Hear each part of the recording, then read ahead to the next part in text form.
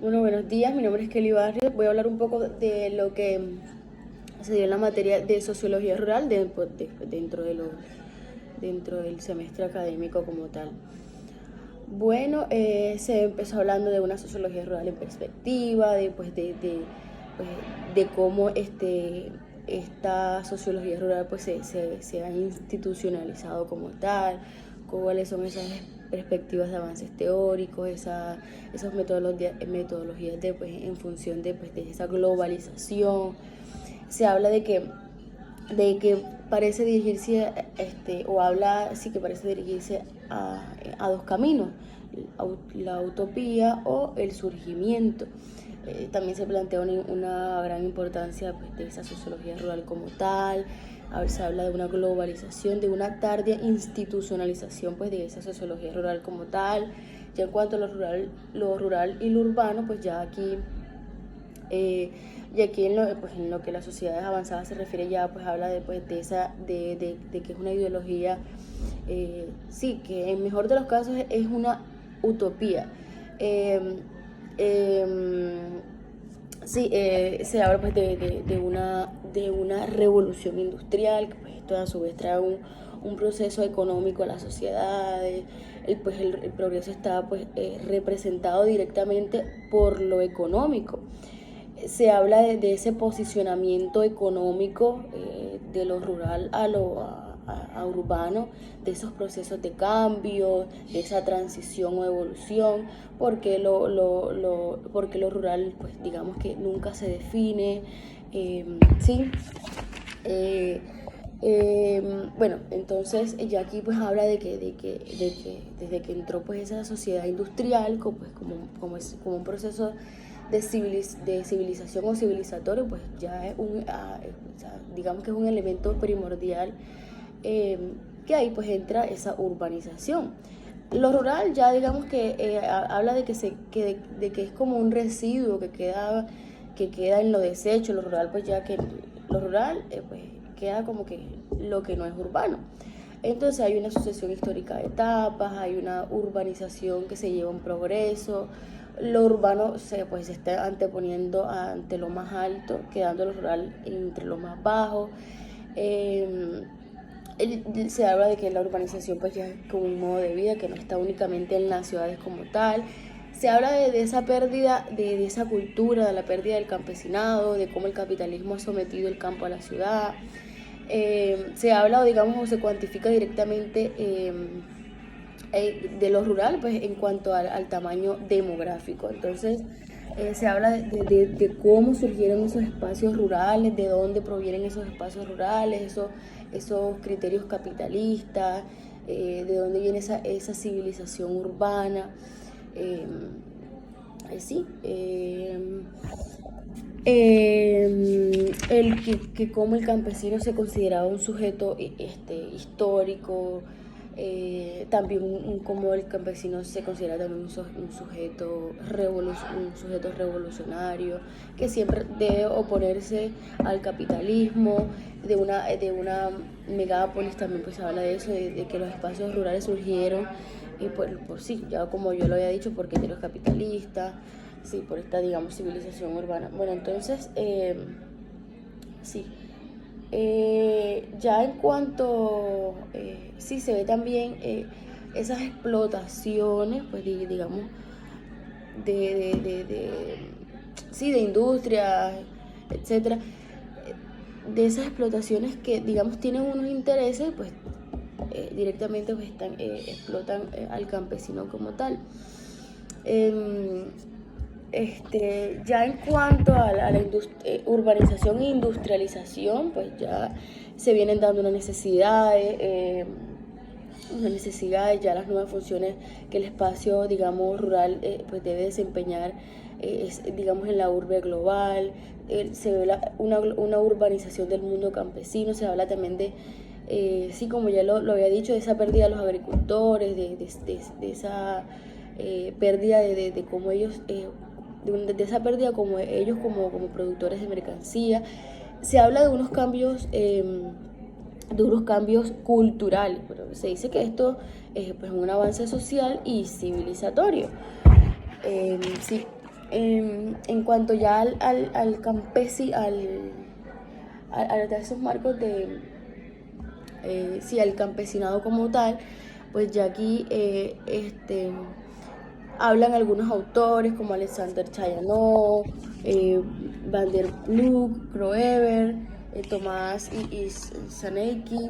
Bueno, ya digamos que estos pues digamos tienen una definición de lo que es el campesinado como tal, por lo menos Alexander Chayanov pues él enfoca eso pues en un proceso histórico político, pues él, digamos que realiza o habla de una crítica digamos a esas categorías universales de la economía política, pues, de la economía sí, política clásica aplicada pues a todas esas sociedades conocidas pues para aplicar esa economía. Alexander Plouffe, que pone al campesino como un modelo ideal, no cuestionado, pues siempre digamos que maximiza esas luchas en todos esos contextos.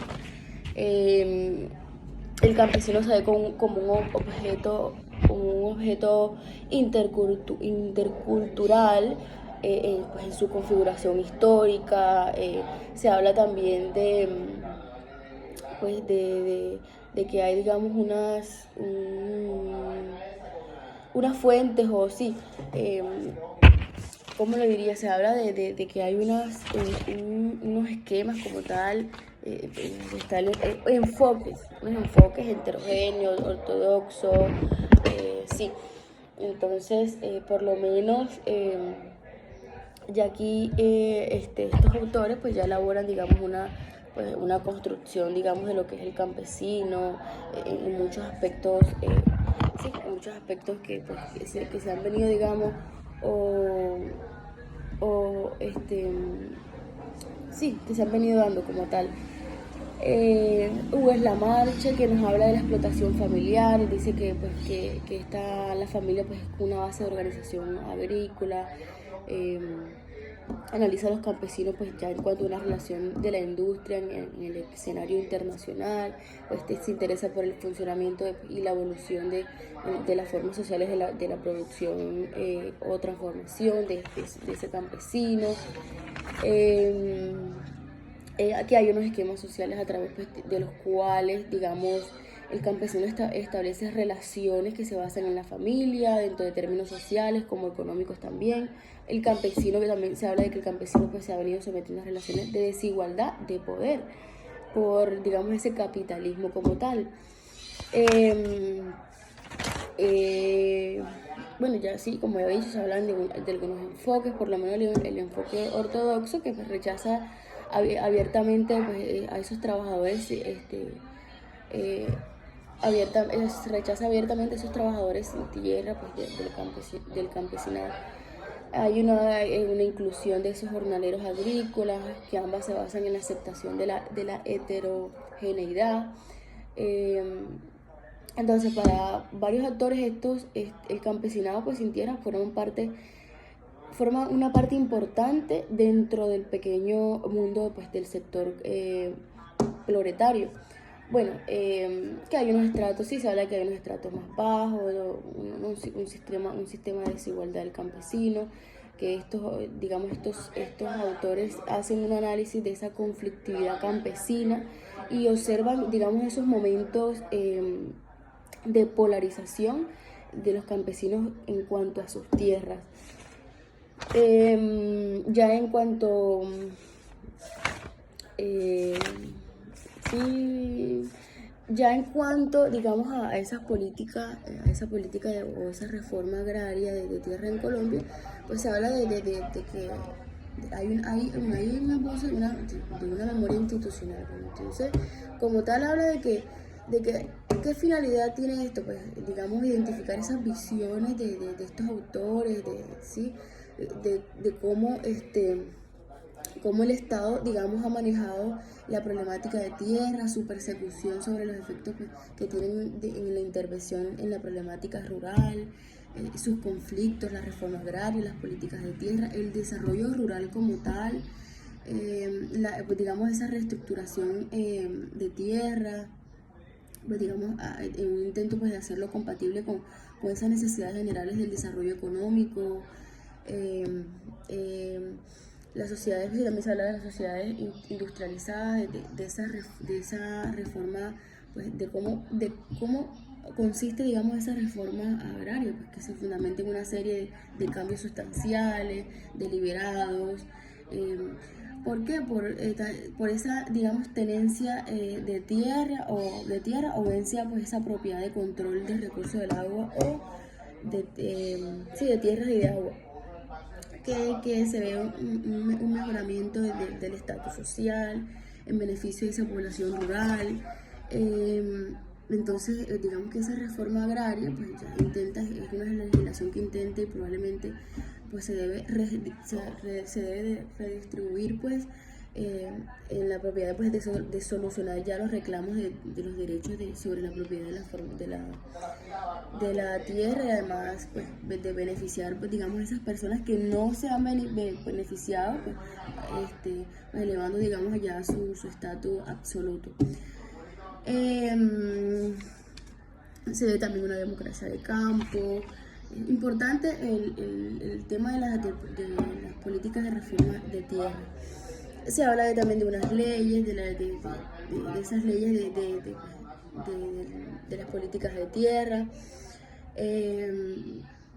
Sí, eso. Entonces ya en cuanto de cómo ha venido teniendo, digamos, esos avances,